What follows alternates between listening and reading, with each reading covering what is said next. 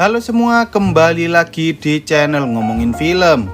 Kali ini kita akan membahas alur cerita dari sebuah film yang menceritakan tentang seorang kakek-kakek jenius yang berhasil mencuri 2 ton berlian dari perusahaan berlian terbesar tanpa ketahuan sama sekali.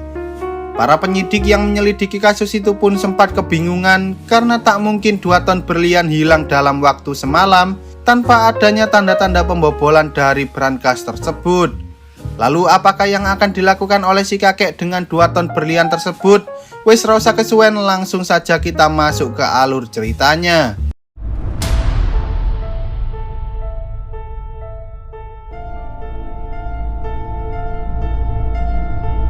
Seperti yang kita tahu, berlian merupakan endapan mineral dengan tingkat kekerasan yang melebihi baja, serta memiliki keindahan karena mampu mendispersikan cahaya, sehingga harganya pun sangat mahal, jauh di atas logam-logam mulia lainnya. Sementara itu, di tengah-tengah kota London, seorang jurnalis bernama Casey mencoba menemui seorang wanita parubaya bernama Laura Quinn karena ia ingin Quinn menceritakan tentang kisah masa lalunya, hingga ia berhasil menjadi wanita sukses yang telah membantu banyak orang di seluruh dunia.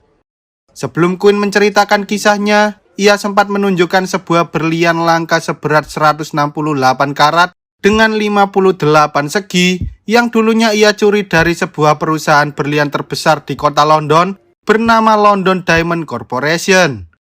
Pada tahun 1960, Quinn yang saat itu masih berusia 36 tahun merupakan seorang wanita karir yang bekerja sebagai seorang manajer di perusahaan berlian London Diamond. Sebagai salah satu perusahaan berlian terbesar, London Diamond telah memiliki ribuan cabang yang tersebar di seluruh dunia, serta ratusan ribu karyawan dengan kualitas SDM yang sangat tinggi. Hari itu, ketika pemilik perusahaan yang bernama Milton serta putranya yang bernama Oli baru saja tiba di depan kantor, mereka sempat dihadang oleh beberapa warga yang sedang berdemo karena lebih dari 100 orang penambang berlian di Afrika Selatan meninggal dunia akibat kecelakaan kerja. Melihat hal itu, Milton kemudian mengumpulkan seluruh petinggi perusahaan termasuk Quinn, dan ia pun meminta mereka semua untuk mencarikan sebuah solusi agar mereka bisa menyelesaikan masalah tersebut dalam waktu 2 hari. Sebelum semua orang pergi, Milton sempat menyampaikan bahwa seorang pria bernama Boland ini akan menjabat sebagai direktur manajer baru di perusahaan mereka, yang mana hal itu membuat Quinn sangat kesal karena selama ini ia telah bekerja keras untuk mendapatkan jabatan tersebut.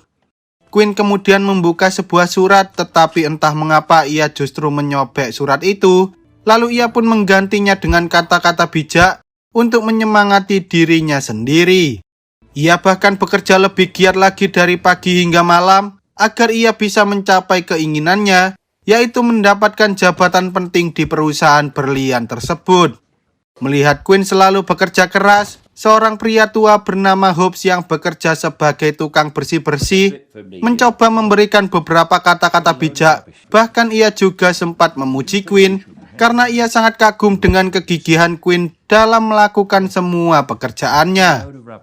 Ketika Quinn sedang berada di apartemen, ia menyadari bahwa kasus yang terjadi di perusahaan London Diamond menyebabkan pihak Rusia berencana memutuskan hubungan kerja dengan mereka, sehingga ia pun mencoba mengatakan pada Milton untuk memperpanjang kontrak kerja dengan Rusia secara rahasia. Alasan mengapa Quinn mengatakan hal itu karena Rusia merupakan salah satu pembeli diamond yang mau membayar dengan harga yang sangat tinggi.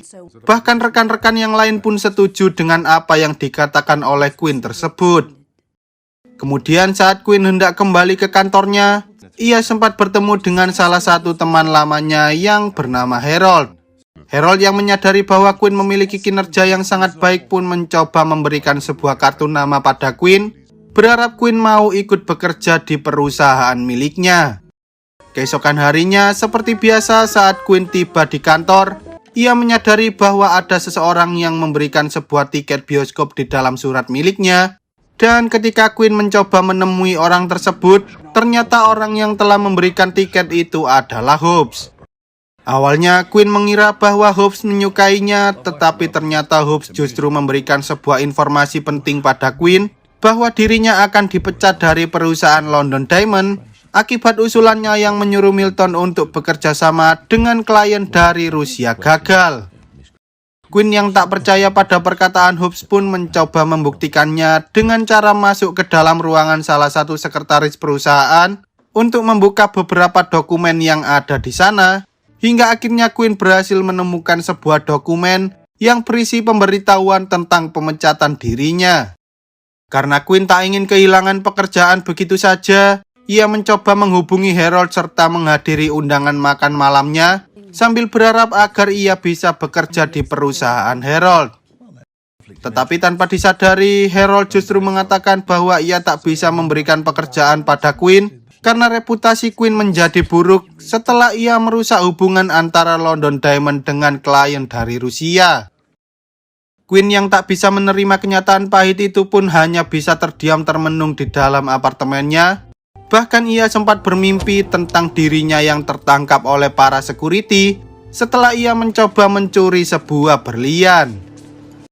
Keesokan harinya, Quinn kembali menemui Hobbs di sebuah arena balapan anjing untuk memberitahukan bahwa ia benar-benar akan dipecat dari perusahaan London Diamond. Quinn lalu menduga bahwa Hobbs berniat mencuri berlian dari perusahaan, dan karena Quinn telah menyadari rencananya, Hobbs pun mengatakan bahwa ia telah memiliki rencana untuk menjalankan aksi pencurian tersebut. Hobbs kemudian mengajak Quinn untuk datang ke apartemennya, dan di sana ia pun menjelaskan tentang semua rencana pencurian yang telah ia buat selama bertahun-tahun.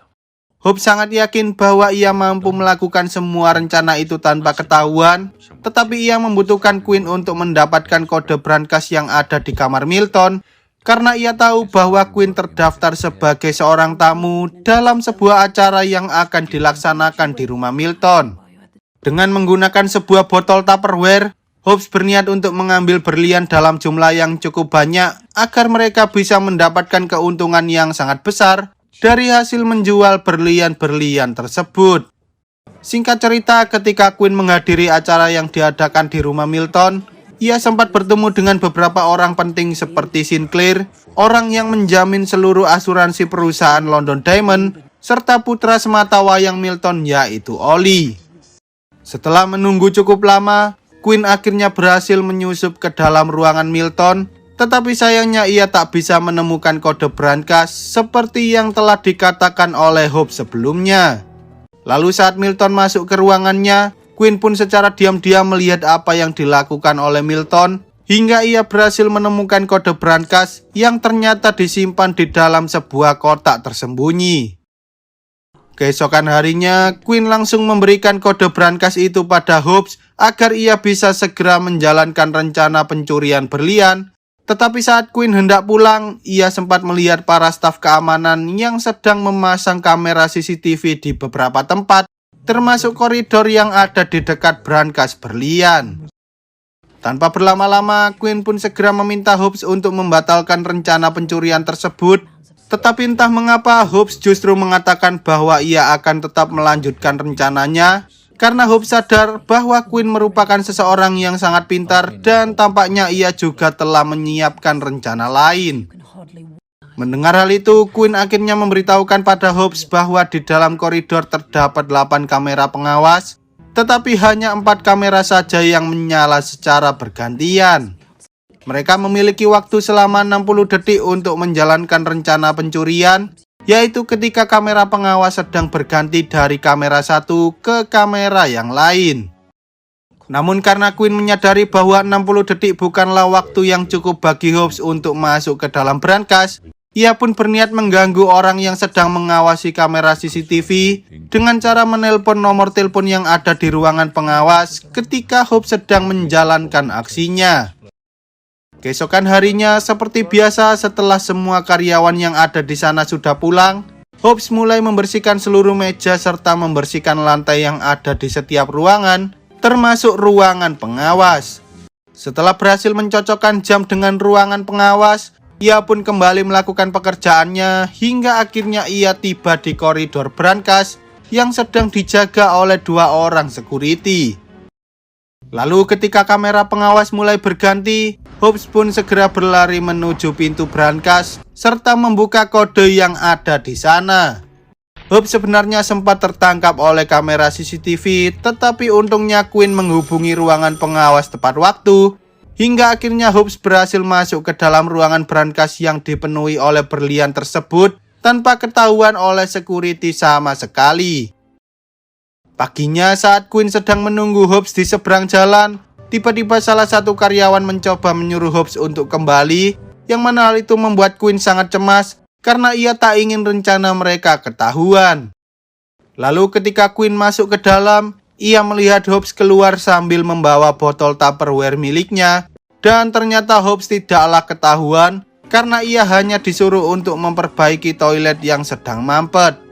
Tetapi tanpa disadari saat Hobbs sedang berada di rumah, entah mengapa tak ada satupun berlian yang ada di dalam botol Tupperware-nya. Padahal sebelumnya Hobbs mengatakan pada Quinn bahwa ia akan menggunakan botol Tupperware itu untuk menyimpan semua berlian yang ia curi.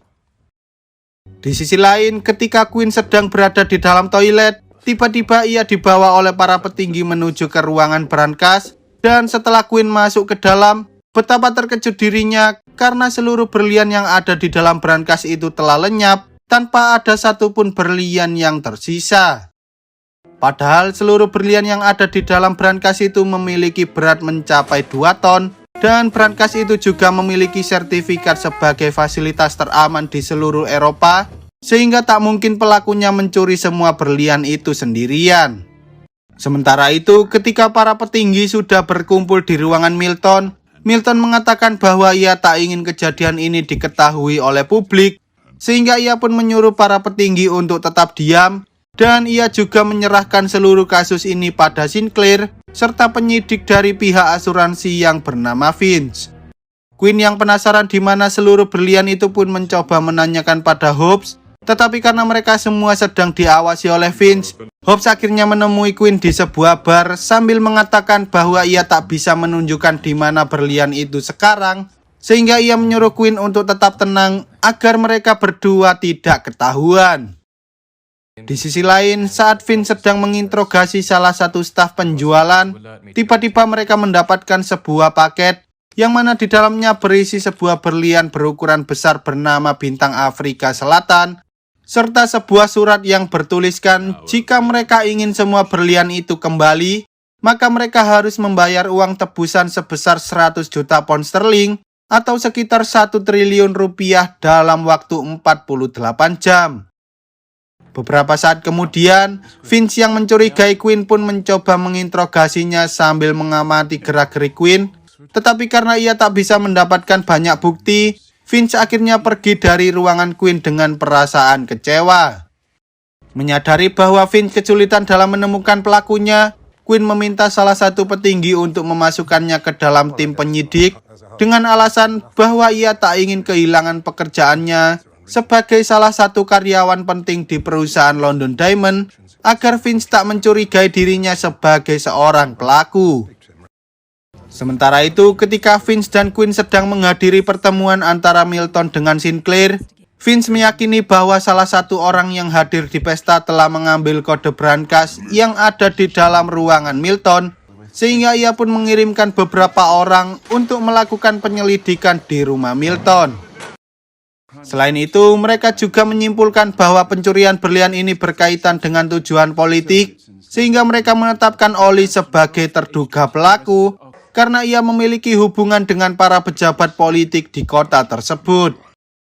Tak terima bahwa Sinclair menuduh putranya sebagai pelaku, Milton pun mengancam bahwa ia akan menghancurkan semua yang dimiliki oleh Sinclair jika Sinclair tak bisa mengganti seluruh kerugian atas kasus pencurian tersebut. Di sisi lain, ketika Quinn bertemu dengan Hobbs di dalam selokan, Quinn mengatakan bahwa mereka tak mungkin bisa menjual seluruh berlian yang telah mereka curi karena berlian-berlian itu masih berbentuk berlian mentah yang belum diolah sama sekali. Selain itu, mereka juga tak bisa berharap banyak pada uang tebusan yang telah diminta oleh Hobbs karena Quinn mengetahui bahwa Sinclair tak ingin membayarkan uang tebusan senilai 1 juta pound sterling tersebut. Queen takut jika mereka tak segera menyelesaikan masalah ini, lama-kelamaan Vince pasti akan menyadari bahwa mereka berdua adalah pelakunya. Dan pada akhirnya Queen pun memutuskan untuk mencari berlian itu sendiri agar ia bisa menghilangkan kecurigaan Vince terhadap dirinya. Keesokan harinya, setelah Vince selesai mengumpulkan sidik jari para karyawan yang datang ke pesta, termasuk sidik jari milik Queen, ia meminta Queen untuk membantunya melakukan interogasi pada Hobbs karena Vince curiga bahwa Hobbs telah menyembunyikan sesuatu. Lalu ketika Vince mendapatkan panggilan dari salah satu anak buahnya, Queen mengatakan pada Hobbs bahwa ia sangat yakin Vince tak mungkin menemukan sidik jari miliknya di dalam ruangan Milton karena ia telah menggunakan sarung tangan untuk mengambil kode brankas tersebut. Tetapi tanpa disadari, ternyata Vince justru menemukan kecocokan antara sidik jari Queen dengan sidik jari yang ada di gelas Milton. Bahkan ia juga mendapatkan sebuah foto ketika Queen sedang menemui Hobbs di arena balapan anjing. Di sisi lain, pemimpin perusahaan asuransi yang bernama Godfrey menyuruh Sinclair untuk segera menemukan pelaku utama pencurian berlian, karena jika mereka terus-menerus menyalahkan Ollie tanpa adanya bukti, maka akan terjadi pertumpahan darah di antara mereka semua. Sementara itu, Milton menyuruh dua orang kepercayaannya untuk menghubungi Godfrey agar pihak mereka segera membayar semua berlian yang telah diasuransikan. Tetapi ketika mereka berdua sedang mengadakan pertemuan, Sinclair justru membocorkan seluruh informasi tentang kasus pencurian pada awak media, sehingga para wartawan pun mulai mendatangi tempat Milton. Melihat hal itu, Milton seketika terjatuh dari tangga dan pada akhirnya ia meninggal akibat terkena serangan jantung. Di sisi lain, saat Vince mengajak Queen untuk cangkruk di sebuah bar, ia sempat menuduh Queen sebagai pelaku sambil menunjukkan beberapa bukti yang ada. Tetapi sebelum Queen mengakui perbuatannya, tiba-tiba salah satu anak buah Vince datang sambil mengatakan bahwa Milton telah meninggal dunia. Lalu ketika Queen sedang berada di toilet, ia tak sengaja menjatuhkan berlian miliknya ke dalam wastafel, yang mana hal itu membuat Queen sadar bahwa ada kemungkinan Hobbs memindahkan 2 ton berlian dengan cara memasukkannya ke dalam saluran pembuangan air. Tanpa berlama-lama, Queen pun segera memasuki saluran pembuangan air dan setelah berjalan cukup jauh, ia akhirnya bertemu dengan Hobbs yang saat itu sedang membawa sebuah pistol sambil menjaga seluruh berlian tersebut. Melihat hal itu, Queen sempat memukul Hobbs dan berusaha kabur, tetapi sayangnya ia justru terjatuh hingga membuat kakinya terkilir. Dari sinilah, Hobbs akhirnya menceritakan alasan mengapa ia ingin mencuri berlian-berlian tersebut, karena ia ingin membalaskan dendam pada Sinclair yang telah membuat istrinya meninggal dunia. Hobbs menceritakan ketika istrinya mengalami sakit kanker, ia sebenarnya masih memiliki kesempatan untuk sembuh, tetapi pihak asuransi milik Sinclair justru membuat mereka terlambat masuk rumah sakit, dan pada akhirnya istri Hobbs pun meninggal dunia. Kemudian Hobbs menyadari bahwa Sinclair telah menggunakan uang asuransi tersebut untuk memperkaya dirinya sendiri, sehingga ia pun berencana menghancurkan Sinclair, yaitu dengan cara membuat Sinclair berurusan dengan perusahaan London Diamond. Selain itu, Hobbs juga menjelaskan tentang bagaimana ia bisa memindahkan 2 ton berlian dari dalam brankas, yaitu dengan cara memasukkannya ke dalam tempat sampah, serta membuangnya ke dalam saluran pembuangan. Berkali-kali Hobbs melakukan hal itu hingga ia berhasil menguras semua berlian, termasuk berlian-berlian yang berukuran besar. Namun karena berlian bintang Afrika terlalu besar, Hobbs pun mengirimkan berlian itu kembali sambil menuliskan sebuah surat tentang uang tebusan senilai 100 juta pound sterling agar Milton percaya dengan isi surat tersebut. Setelah itu, Hobbs memutuskan untuk pergi dari sana tanpa mengambil satu berlian sama sekali, sehingga Queen pun langsung melaporkan semua kejadian itu pada Vince dan menceritakan bagaimana ia bisa menemukan berlian-berlian tersebut agar ia bisa terbebas dari segala tuduhan. Tanpa disadari, ternyata sebelumnya Queen sempat mengambil salah satu berlian yang berukuran besar, tetapi tampaknya ia tak berniat untuk mengembalikan berlian itu dan memilih menyimpannya sebagai hasil dari kerja kerasnya selama ini. Sementara itu, saat Sinclair menyadari bahwa ia telah ketahuan karena membocorkan kasus pencurian berlian itu pada awak media, ia pun tak bisa berbohong lagi bahwa dirinya telah menggunakan uang asuransi untuk memperkaya diri, hingga akhirnya ia memutuskan untuk mengakhiri hidupnya sendiri. Di sisi lain, Oli kini telah menggantikan ayahnya sebagai pemimpin perusahaan, dan mereka juga menyatakan bahwa Hobbs adalah pelaku utama atas kasus pencurian berlian, tetapi sayangnya mereka tak pernah bisa menemukan di mana Hobbs berada saat ini. Sebulan kemudian, Quinn memutuskan untuk keluar dari perusahaan, tetapi tanpa disadari tiba-tiba ia mendapatkan sebuah surat pemberitahuan dari bank di Switzerland bahwa ada deposit atas kepemilikannya yang berisi uang senilai 100 juta pound sterling. Quinn lalu memberikan seluruh kisahnya pada Casey tentang dirinya yang telah menghabiskan 100 juta pound sterling tersebut untuk membantu orang-orang miskin di seluruh dunia. Tetapi ia tak berniat menjual berlian besar miliknya karena ia ingin menyimpan berlian itu sebagai kenang-kenangan. Lalu film pun tamat. Oke lah, sekian dulu untuk video kali ini. Semoga kalian semua terhibur. Jangan lupa untuk support channel ini dengan cara klik tombol subscribe lalu nyalakan loncengnya agar kalian tidak ketinggalan dengan video-video terbaru dari channel ini. See you on the next video dan sampai jumpa.